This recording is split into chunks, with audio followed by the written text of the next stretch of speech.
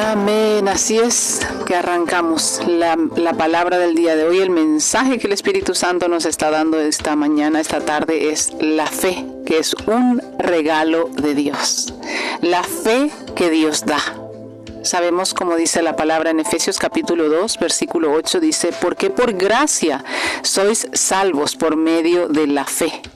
Y esto no de vosotros, pues es don de Dios, no por obras, para que nadie se gloríe. Dios nos da este don, es un regalo. Toda buena dádiva y todo don perfecto desciende de lo alto, como nos dice Santiago, donde no hay mudanza ni sombra de variación. Dios no cambia, Dios ha establecido esto, que la fe es un don de Dios. Por eso yo siempre me siento muy bendecida, muy privilegiada de creer en Dios, porque Él ha puesto esa fe en mi vida y ha puesto fe en tu vida. Si tú hoy estás escuchando este mensaje, es que tienes fe. Y siéntete también bendecida, bendecido, privilegiado de que Dios ha despertado en ti. Esto te ha sellado con una fe. Dios nos da a cada uno una medida de fe. Dice, es un don, es un regalo de Dios. Muchas personas aún no se despiertan, aún no pueden tener esta revelación de la fe de Dios en su vida, pero nosotros sí. Así que he leído en la Biblia esta semana una historia que me llamó la atención, porque es la historia de Juan el Bautista. Estoy en Lucas capítulo 7 leyendo y encuentro que había uno que era un centurión que envía a llamar a Jesús para que venga a sanar a su siervo. Y di solamente la palabra y mi criado sanará, dice él. Y Jesús dice que se admiró de esa gran fe. Ni aún en Israel he hallado tanta fe. Jesús se maravilló de la fe de este centurión, dice. Y leyendo un poquito de este versículo, que ahora les voy a leer todo, encontramos en la historia de Juan el Bautista, que él dudó de Jesús. Y eso a mí me trajo a reflexionar de cómo Juan el Bautista, que creció con él, que sus madres eran primas, que se visitaron aún estando embarazadas, y ha visto milagros, ha oído y ha visto cómo él duda, ¿no? Y entonces Jesús se maravilla de un centurión que ni siquiera era judío, que no conocía la ley, vamos a decir, pero tenía fe.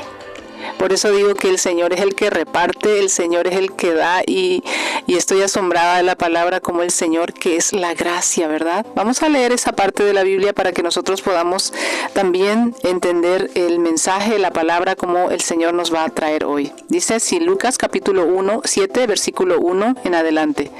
Dice así: después que hubo terminado todas sus palabras al pueblo que le oía, entró en Capernaum. Y el siervo de un centurión, a quien éste quería mucho, estaba enfermo, a punto de morir. Cuando el centurión oyó hablar de Jesús, le envió unos ancianos de los judíos rogándole que viniese a sanarse a su siervo. Y ellos vinieron a Jesús y le rogaron con solicitud, diciéndole: es digno de que le concedas esto, porque ama a nuestra nación y nos edificó una sinagoga. Y Jesús fue con ellos, pero cuando ya no estaban lejos de la casa, el centurión envió a él unos amigos diciéndole: Señor, no te molestes, pues no soy digno de que entres bajo mi techo, por lo que ni aún me tuve por digno de venir a ti. Pero di la palabra y mi siervo será sano. Porque también yo soy hombre puesto bajo autoridad y tengo soldados bajo mis órdenes, y digo a este ve y va, y al otro ven y viene, y a mis siervos haz esto y lo hace. Al oír esto, Jesús se maravilló de él y volviéndose dijo a la gente que le seguía: os digo que ni aún en Israel he hallado tanta fe. Y al regresar a la casa, los que habían sido enviados hallaron sano al siervo que había estado enfermo. Y sigue la historia, cuenta más, dice: aconteció después que él iba a la ciudad que se llama Naín, e iban con él muchos de sus discípulos y una gran multitud. Cuando llegó cerca de la puerta de la ciudad, he aquí que llevaba a enterrar a un difunto, hijo único de su madre, la cual era viuda, y había con ella mucha gente de la ciudad. Y cuando el Señor la vio, se compadeció de ella y le dijo: no llores. Y acercándose tocó el féretro, y los que lo llevaban se detuvieron. Y dijo: joven, a ti te digo, levántate. Entonces se incorporó el que había muerto, y comenzó a hablar, y lo dio a su madre. Y todos tuvieron miedo y glorificaban a Dios diciendo: un gran profeta se ha levantado entre nosotros, y Dios ha visitado a su pueblo. Y sigo leyendo porque vamos viendo lo que acabamos de decir. Y se extendió la fama de él por toda Judea y por toda la región de alrededor. Los discípulos de Juan le dieron las nuevas de todas estas cosas, y llamó Juan a 2 de sus discípulos y los envió a Jesús para preguntarle: ¿eres tú el que había de venir o esperamos a otros? Cuando pues los hombres vinieron a él, dijeron: Juan el Bautista nos ha enviado a ti para preguntarte: ¿eres tú el que había de venir o esperamos a otro? En esa misma hora sanó a muchos de enfermedades y plagas y de espíritus malos, y a muchos ciegos les dio la vista. Y respondió Jesús, les dijo: id, haced saber a Juan lo que habéis visto y oído. Los ciegos ven, los cojos andan, los leprosos son limpiados, los sordos oyen, los muertos son resucitados, y a los pobres es anunciado el evangelio. Y bienaventurado es aquel que no halle tropiezo en mí. Y un versículo más adelante dice: mas la sabiduría es justificada por todos sus hijos.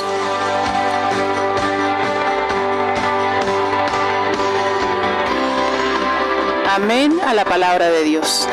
Lucas capítulo 7, del 1 al 35 casi les he leído, para que nosotros podamos ver cómo era la vida de nuestro Señor Jesucristo. Yo me imagino cómo Él andaba, multitudes que le seguían. Él sanaba. Imagínate que uno que vaya y encuentre una viuda que está enterrando a su hijo, y Él se compadece y toca el féretro, dice, y Él resucita a muertos. Ese es nuestro Señor Jesucristo. Y Él dice la Biblia que Él es el alfa y omega. Él es el principio y el fin. Él es el mismo, ayer, hoy y por la eternidad. Cuando el Señor Jesucristo toca nuestras vidas, todo cambia. Los ciegos ven, los muertos son resucitados. El mensaje de salvación llega a nuestras vidas, nuestra fe se activa. Por eso es tan linda que escuchemos la palabra de Dios. Por eso es tan lindo que vemos en esta historia, vemos cómo el centurión le dijo a Jesús: di la palabra, solo di la palabra, solo envía la palabra, y tus órdenes van a ser ejecutadas en el cielo, en el mundo espiritual. Mi criado sanará. Ahí está la clave de la fe, en la palabra de Jesús. Así que le dijo también al joven: a ti te digo, levántate, le dijo al que estaba muerto, y se levantó. La palabra de Jesús, la palabra de Dios es la que activa nuestras vidas. Por eso cuando leas la Biblia, concéntrate en leer la Biblia. No te dejes robar, no te dejes distraer, porque ahí está la vida, ahí está la esencia, ahí está la vitamina que necesitamos, ahí está. Una palabra bastará para sanarte. Hoy te estoy dando una palabra de Dios, que tu fe va a ser activada, tu casa va a ser activada, tu familia será activada, tus hijos van a ver la gracia, la gloria de Dios. Así que, querida, querido, están escuchando un mensaje de verdad que nos va a reforzar muchísimo, porque es la fe. La fe, no le importa qué línea de pensamiento estás teniendo, o qué religión o de qué país eres, si eres blanco, eres negro, eres rico, eres pobre.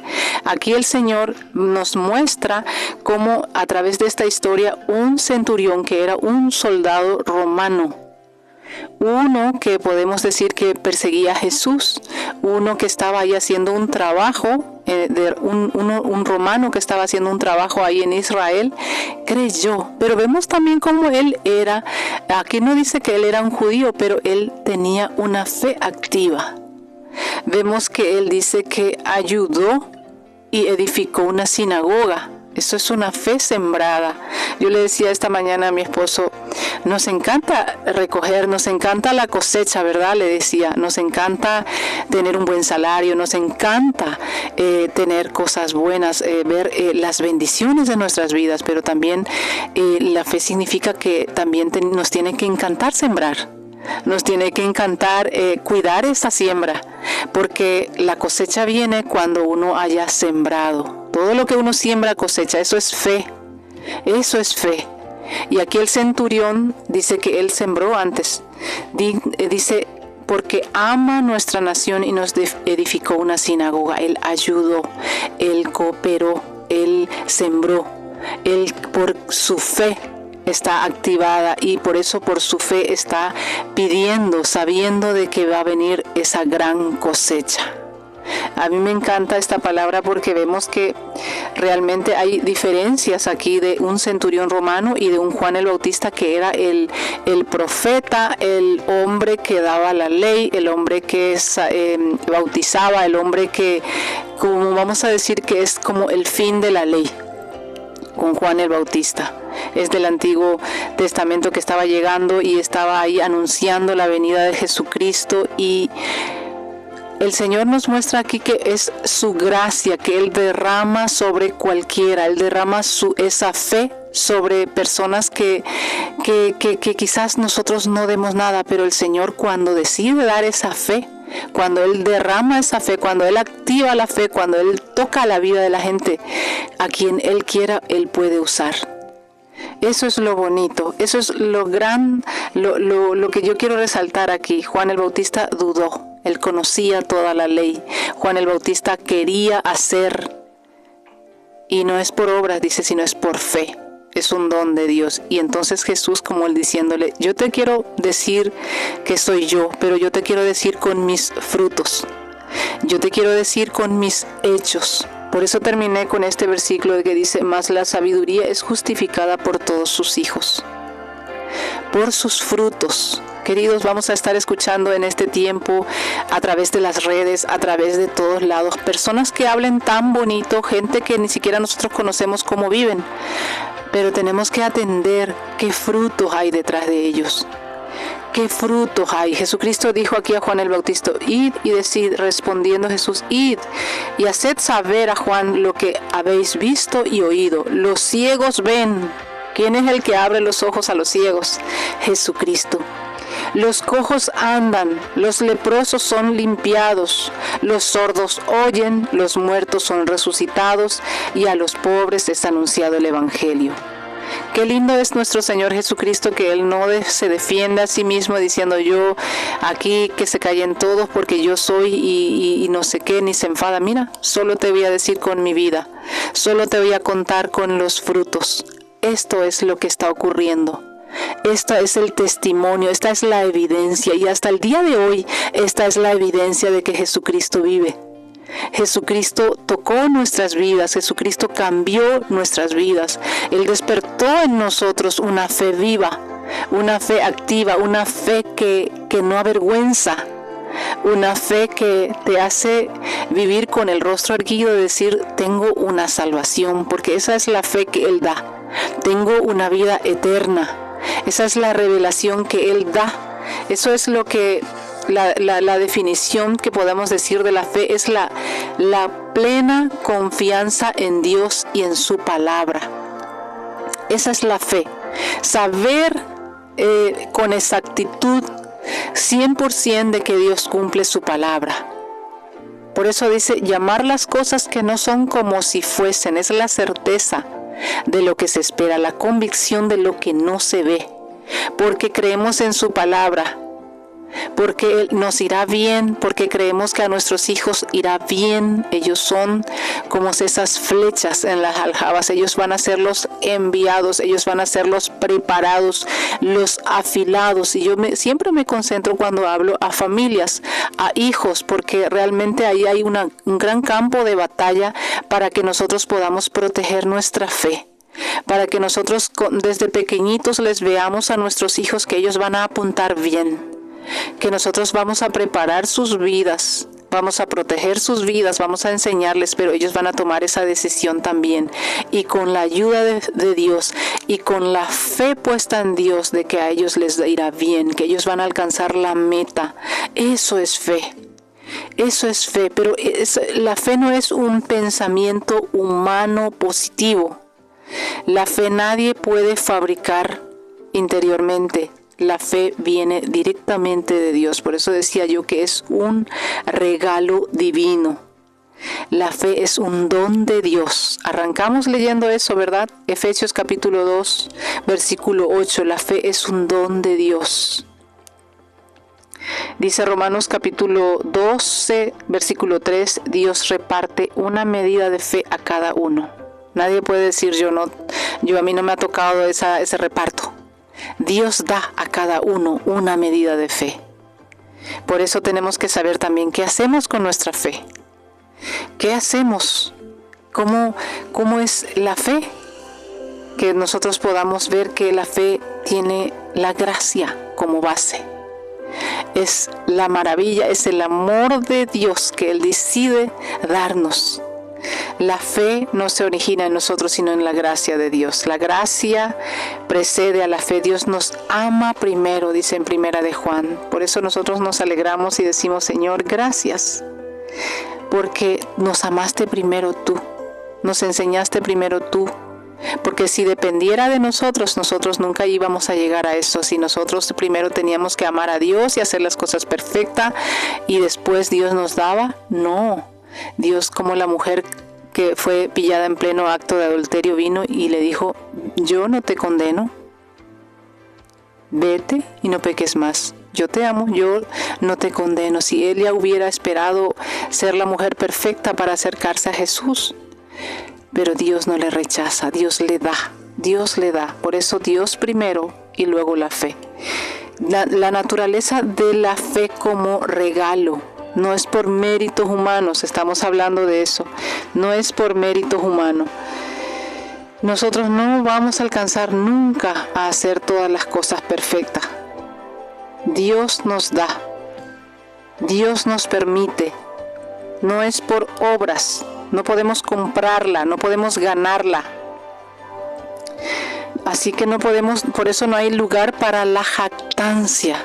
No vamos a creernos nosotros orgullosos ni ser más que nadie porque tenemos fe. Dios nos ha dado, Dios nos ha sellado, es un don de Dios, lo repito, y nos lleva directamente a conectarnos con nuestro Salvador. Nos abre los ojos y nos revela que tenemos una eternidad con Dios, una vida eterna con Dios. Qué bonito que es Dios, ¿no? Y la fe viene, como hablábamos, por el oír. Por eso es muy importante lo que oímos. Muy importante la fe, tanto la fe como el miedo, que es el antónimo de la fe, es el miedo, viene por el oír. Nosotros tenemos que saber bien qué oímos, qué estamos prestando oído, qué vamos a dejar crecer en nuestro interior. Hoy en día, escuchaba yo a uno que decía que hoy en día vivimos en una época donde las redes sociales se trabaja tanto para mostrar una imagen, para buscar seguidores, para buscar me gustas y quizás nos olvidamos de construir nuestro interior. Quizás nos olvidamos de alimentar esa fe que puede alcanzar mucho más que 5,000 seguidores. Esa fe que nos va a mantener a nosotros como pisados sobre la roca, construidos una base firme, que contra viento y marea nosotros vamos a perseverar y vamos a seguir adelante. Esa fe interior, esa fe, ese corazón, esa fe, eso es lo que nosotros tenemos que buscar construir, edificar. ¿Y cómo? Oyendo palabra de Dios, oyendo verdades de Dios. La fe viene de Dios, por eso necesitamos de Dios, no cualquier mentira, no cualquier cosa que nos pueda ensuciar, contaminar. Chismes, por ejemplo, yo creo que son cosas que puedan estar como rompiendo ese muro de fe que podamos tener. Ensucia nuestras vidas. Malas conversaciones nos ensuciamos nosotros también. Y en vez de tener una vida interior fuerte, segura, sólida, feliz, bien de fe, que no nos vaya a sacudir nada, estamos dejando nosotros socavar. Palabras que no vienen de Dios. Así que ojo con eso. La fe viene por el oír, igual que el temor. Vamos a seguir a aceptar cómo es la responsabilidad ante el regalo de nuestra fe. ¿Cuál es la responsabilidad que nos toca a nosotros como hijos de Dios? ¿Cuál es la responsabilidad como personas de fe? Sabemos que tenemos fe, que Él nos ha regalado, que viene por el oír, queremos crecer en nuestra fe. ¿Y cuál es esa responsabilidad ante este regalo tan maravilloso que Dios nos da? Lo primero es aceptarlo. Lo primero es aceptarlo, así como en estos días de Reyes y de Navidades que nos han llegado tantos regalos. Si nosotros no lo aceptamos esos regalos, lo dejamos ahí en la mesa sin abrir, sin nada, al final no vamos a disfrutar de esos regalos. El Señor también nos da esos regalos así. Recíbelo, acéptalo. Hoy el Señor te está diciendo, yo quiero tocar tu vida, yo quiero traer para ti un despertar, yo quiero mostrarte una dimensión diferente. Yo quiero que tú abras los ojos, así como el Dios le dijo a Abraham, alza tus ojos y mira todo lo que ves. La fe, nosotros podemos darle límites nosotros mismos. Muchas veces a mí me pasaba antiguamente que yo quería algo de lo más pequeño, de lo más chiquito, aunque sea lo más pequeñito de todo lo más pequeñito. Me acuerdo cuando antes no teníamos coche y yo quería una furgonetita que por lo menos tenga un C15, decía yo. Y el Señor nos sorprendió con un Fiat Dobló de 7 plazas. Entonces, eso es, Dios va a extenderte, Dios te va a ensanchar, no te conformes, no te limites. Dile a Dios, Señor, ¿qué quieres para mí? ¿Qué hay para mí?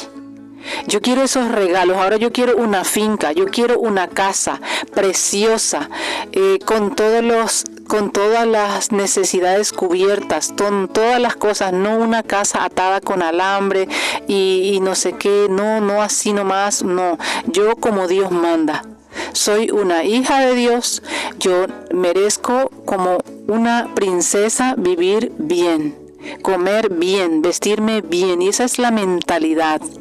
Eso es cómo estamos viendo, cómo está nuestra fe como hijos de Dios o como quizás uno que anda mendigando, un huérfano. Nosotros somos hijos de Dios. Dios nos ha dado fe, Dios nos ha dado salvación, ¿no? Dios nos ha recogido, Dios nos ha llamado hijos. Dios nos ha dicho que somos herederos. Y dice Él en el Salmos, pídeme y te daré. Hasta los confines de la tierra. Imagínate. Y nosotros, ¿qué hemos hecho? No hemos alimentado nuestra fe, no hemos aceptado el regalo, no hemos querido abrir, no queremos ensanchar nuestra mente. Como Jabes oraba, Señor, ensancha mi territorio. Ensancha mi territorio, ensancha mi visión, ensancha mi mentalidad, ensancha. Ayúdame a creer que hay más para mí. Ayúdame a creer que mis hijos van a entrar en las mejores universidades. Ayúdame, Señor, a creer y a mantenerme como hijo tuyo, que lo mejor está por venir para mi vida, para mi casa, para mi familia. ¿Sabes? Eso es aceptar el regalo y saber que Él es grande y Él es todopoderoso y Él es generoso y Él quiere darnos a nosotros en abundancia. Dios dice, resiste a los soberbios y da gracia a los humildes. Así que con humildad aceptemos ese regalo, no por nosotros, sino por Él. Esa es la humildad, saber que viene de Dios, saber que viene de arriba. Así como la lluvia. ¿Quién produce lluvia? Dios produce lluvia para nosotros y Dios va a producir la lluvia para tu vida, la temprana y la tardía, y te va a dar una cosecha en abundancia. Yo clamo y yo creo para ti, para mi vida, eso. Y por eso, hablando de cosecha, tenemos que cultivar la fe.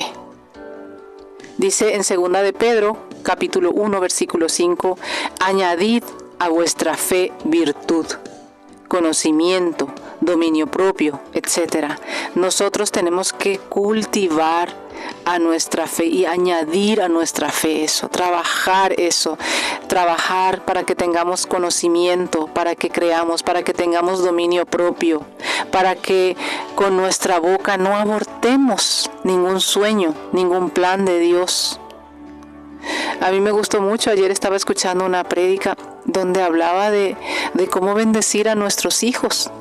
Y decía, la que predicaba decía, Señor, que mis hijos tengan la humildad de vivir como vivía José, de serte fiel en la pobreza extrema y en la riqueza extrema.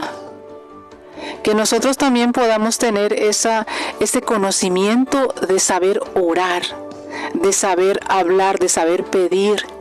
Y esa oración yo te comparto a ti también para que tú hagas así por tus hijos, que ellos sepan vivir en todas las etapas, que ellos no se desvíen, que sean fieles como ha sido José, que José fue fiel en la pobreza extrema como estuvo en la cárcel y fue fiel en la riqueza extrema.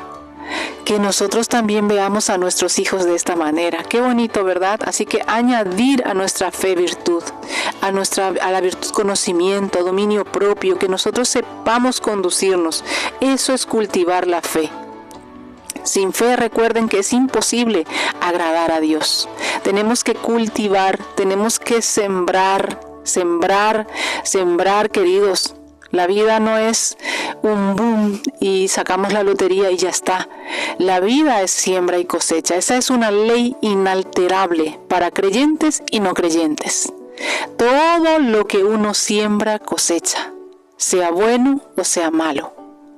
Todo lo que tú quieras cosechar hoy, siémbralo. Y no dejes de sembrar para que tu cosecha sea continua. Yo soy de Paraguay y vengo de una tierra del sur, de la zona de Itapúa, donde la cuenca de ahí del Paraná hay cosechas casi todo el año, porque la tierra es buena. Por eso ahí se instalaron los sojeros, se instalaron los extranjeros, los japoneses por todos lados, los alemanes, y ellos cultivan y cosechan, pero creo que tienen 6 cosechas al año.